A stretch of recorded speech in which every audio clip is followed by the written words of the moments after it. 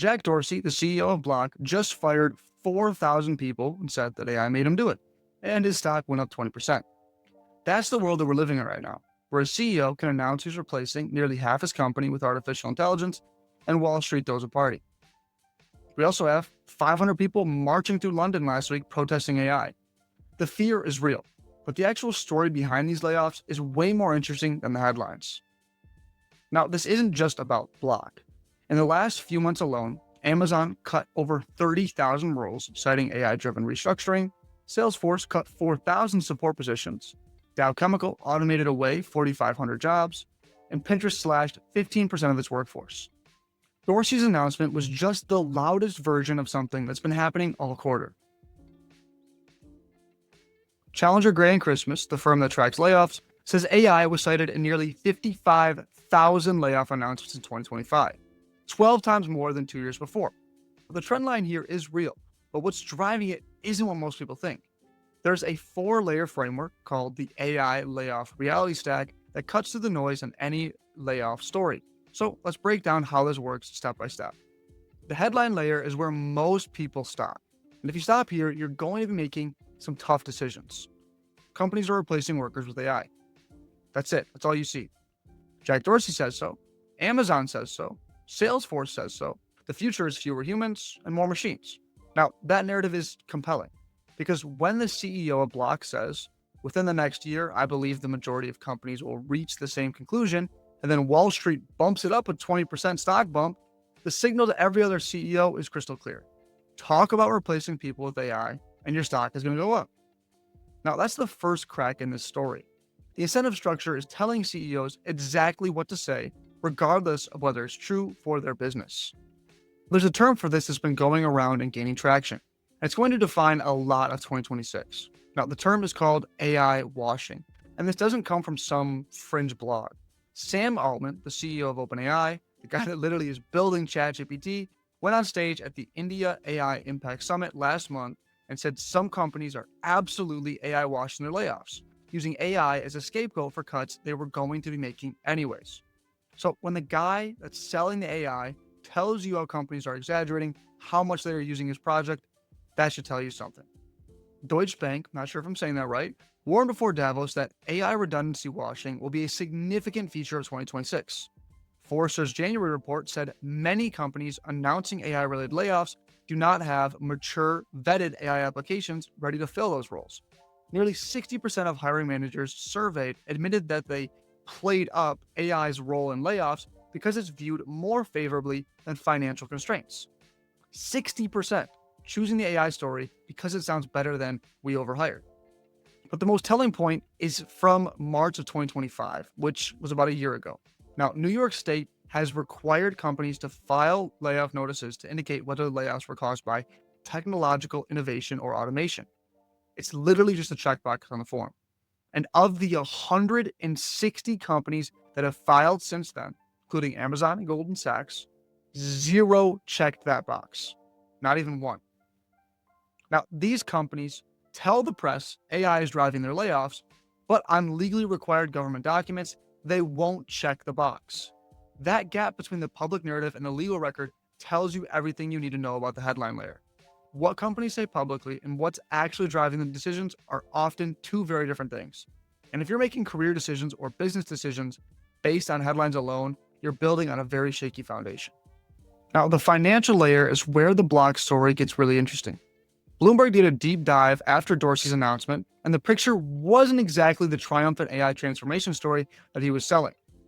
Block tripled its employee count during the pandemic, from roughly 4,000 in 2019 to over 13,000 by 2022. Every tech company did this when money was cheap and growth seemed infinite. Then interest rates went up, growth slowed, and suddenly everyone was sitting on way more headcount than they needed. Block stock had fallen 40% since the beginning of 2025 before Dorsey ever even mentioned AI. So the question is Dorsey cutting because AI is genuinely doing those 4,000 people's jobs, or because the company overhired, profitability is suffering, and wrapping the layoffs in an AI narrative gets a 20% stock bump instead of a bad news cycle? Well, when Josh Bersin, one of the most respected workplace analysts in the world, compared Block's financials to Visa, MasterCard, and Shopify, Block was far less profitable with less than half the gross margin of its competitors. The financial pressure was already there. AI just gave it a better story. And this pattern goes way beyond just Block. Harvard Business Review published a study in January. Thomas Davenport at Babson College and MIT surveyed over 1,000 global executives. The findings are pretty crazy. 60% of organizations had already reduced headcount in anticipation of AI's future impact, but only 2% said that their layoffs were tied to actual AI implementation. 2%. So we have 60% cutting based on what AI might do someday, and 2% cutting because AI is actually doing the work right now. That is an enormous gap. It means the vast majority of AI-related layoffs in 2026 are based on vibes, not actual results. Potential, not performance. And if you're making business decisions or career decisions, that distinction changes everything. And Davenport's research found this approach sours employees on AI, fosters cynicism, and leads to what we called embarrassing retreats. Companies quietly rehiring after realizing AI couldn't do what they had hoped. And that's not even speculation. The regret data is already in. OrgView surveyed over 1,100 C-suite leaders, and they found that 55% of companies that laid off employees to implement AI now admit that they made the wrong decision. Forrester independently landed on the exact same number. Two separate firms, same finding. That's a signal. Gartner went even further. Their February 2026 prediction says by 2027, half of the companies that attributed headcount reductions to AI will have rehired people to do similar work, often under different job titles and often at lower pay. Think about what that means. Fire people because of AI, fail, rehire the same roles, but now you're paying less and the workers have less leverage. Forrester flagged this too. They warned much of this rehiring would happen offshore or at lower wages under the guise of AI. The financial layer makes this clear. For a lot of these companies, AI layoffs aren't a technology story. They're financial engineering, using the AI narrative to justify cuts that serve short-term goals without having the capabilities to back it up. And the cost of getting this wrong compounds. OrgView's data also showed 34% of companies saw employees quit as a direct result of AI implementation. Not the people who were cut, but the people who stayed and got spooked. So you're not just losing the roles you eliminated, you're losing institutional knowledge walking out the door because nobody managed the transition. If so many layoffs are financially motivated, does that mean that AI isn't replacing any jobs? No. Being honest about what AI can do right now is just as important as calling out the hype. The capability layer asks one question. What can AI do well enough today to replace human work? Not in 2 years, not what gets promised at the conference, today. Now, the answer is some things really well. A lot of things not well enough. And one company learned this the hard way.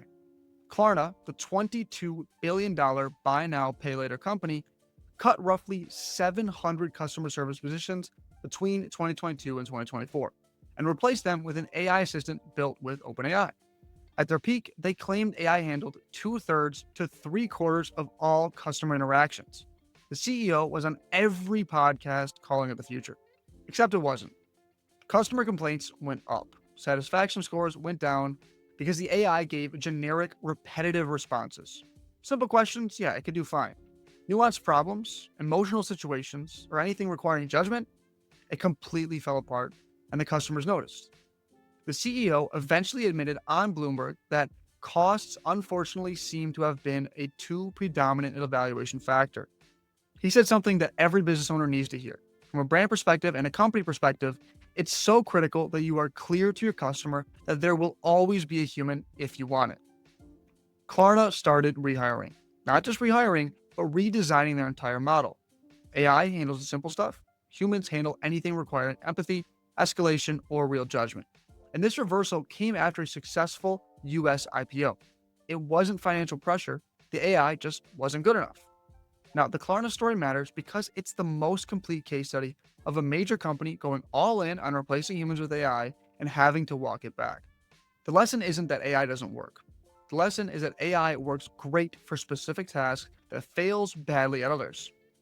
Cut humans without understanding their distinction, and you will end up in the same spot. The areas where AI is genuinely displacing work are narrower than the headlines suggest, but very real for the people in those areas. For example, Salesforce's 4,000 support role cuts for that specific work, AI was pretty good at handling the query volume, and that leads to a real displacement.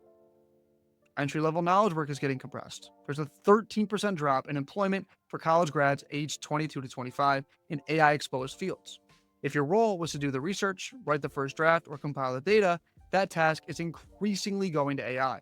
The job doesn't disappear, but it means you need to do more than just baseline work. So AI isn't replacing everything, but it is replacing specific things. And the people in those roles have every right to be concerned.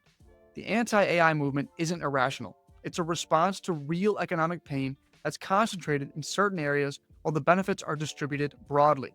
That asymmetry is exactly what creates social tension. The fourth layer of the reality stack, and the one that matters the most long term, is the human layer. 500 people marched through London's King Cross 2 weeks ago, right past OpenAI, Meta, and Google's DeepMind's offices. MIT Technology Review called it one of the biggest anti-AI protests ever. Now, that's super easy to dismiss. 500 people, they just don't understand the technology. But that's a big mistake. Pew Research found that 5 times as many Americans are concerned about AI as excited about it. That's a 5 to 1. Now, that's not a fringe, that's a super majority. And this backlash isn't just marches. 188 organized activist groups across 17 states have stalled $98 billion in AI data center projects. That means that 66% of protested projects were blocked or delayed. Rising electricity costs from AI infrastructure are hitting communities hard. People who lost jobs to AI and people whose power bills went up because of AI are both pushing back, and that's a potent combination. A colleague of mine, Charlie Hills, pointed out a stat that really puts this in perspective. 84% of the world has never had a single AI conversation. And if you're watching this, you're in the top 16%. Your sense of how normal AI is comes from a bubble. Now, that gap between the people building with AI and the much larger group who don't understand it yet is driving both the backlash and the AI washing phenomenon. CEOs making decisions based on potential, not capability. Workers seeing scary headlines without enough experience to know what's real. And activists fighting something that feels imposed on them without consent. Well, the companies that handle this transition well will be the ones that acknowledge the human cost while still moving forward intelligently. Dismissing the backlash is a mistake. Understanding it is a competitive advantage.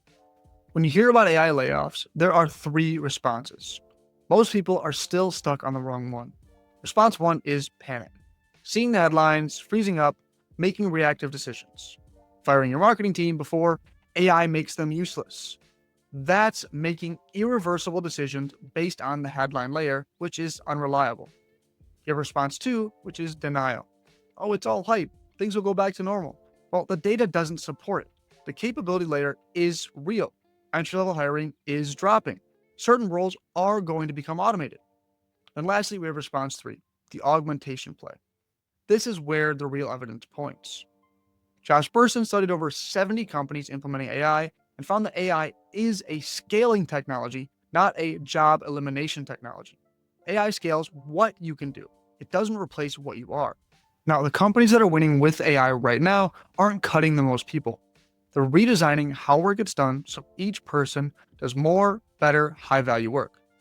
Bersin calls this the superworker model, and the most profitable organizations in 2026 are the ones that have mastered it. Internal reskilling, dynamic redeployment, and treating talent as a resource you invest in rather than a cost you eliminate. What does this look like? Well, instead of firing your customer service team and replacing them with a chatbot, the Klarna playbook, you give your team AI tools that handles the routine queries so your humans spend their time on the complex, high-value interactions that actually build customer loyalty. Instead of cutting your marketing team, you give them tools that draft the first version of content so they focus on strategy, creative direction, and the work that requires actually understanding your customers. Now, the math here is compelling. In the superworker model, one person with AI tools doesn't just do their work slightly faster. They can often do what 2 or 3 people did before. but the output quality is higher because the human spends all of their time on the hard, valuable parts instead of the repetitive ones. Now that's scaling, not replacement. And the human in that equation is more valuable, not less. Now, yes, some functions will need fewer total positions. If two people with AI can do what five did before, you don't need five. But the two who remain are doing higher value work, earning more, and are much harder to replace. That's a very different story from AI took everyone's jobs. And here's where it connects back to the backlash.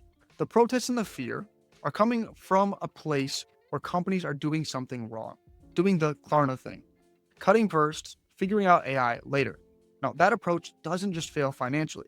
It creates the exact backlash that makes it harder for everyone else to implement AI well.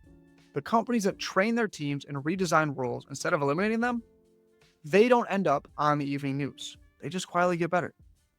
So, what do we need to actually do? Well, before cutting a single role, we need to do a task audit. Break every single role into specific daily tasks, which are repetitive, scripted, or template based. Those are potential candidates for AI, which require judgment, creativity, or relationships. Those need humans. Now, most roles are a mix. The job isn't to eliminate the role, it's to redesign it, giving our people the AI tools for the repetitive stuff and redirect our energy toward the valuable stuff. Now, if you're an employee, you don't need to become some sort of prompt engineer, AI agent navigator. You don't need to learn code, but you do need to be the person on your team who can use AI tools to do better work. So my recommendation here would be to learn the tools well. Whatever your company is using, learn it to the point where if somebody asks, hey, can anyone figure out how to make this faster? You're the one that's raising your hand. Now, that's what makes you a superworker. And the bar is still shockingly low. And if you invest even a small amount of time right now, you're ahead of the vast majority of the workforce. And if you manage people, communicate. Burson's research found 34% of employees quit during AI implementation, not because they were replaced, but because they were scared and nobody was talking to them. The fear is often worse than the reality. Talk to your team about how AI will be used. Make it collaborative, not top down. The companies winning at this are the ones where employees feel like AI is something they're building with, not something being done to them. If this helped you see through some of the noise around AI and jobs, subscribe. Every week, I'm going to be breaking down what's actually happening, what matters for you, your work, and your business, and what to do about it. No hype, no doom, just really what you need to know. I'd love to know below if you have seen AI washing in a company that you know, or if layoffs have been blamed on AI that were really about something else, or if you are in a role where AI is changing what you do. The landscape is moving insanely fast, but the people who take the time to understand what's real and what's noise, who invest in learning the tools instead of fearing them, and who treat this as an opportunity to get better rather than a reason to panic, are the ones who will thrive in whatever comes next. I'll see you in the next one.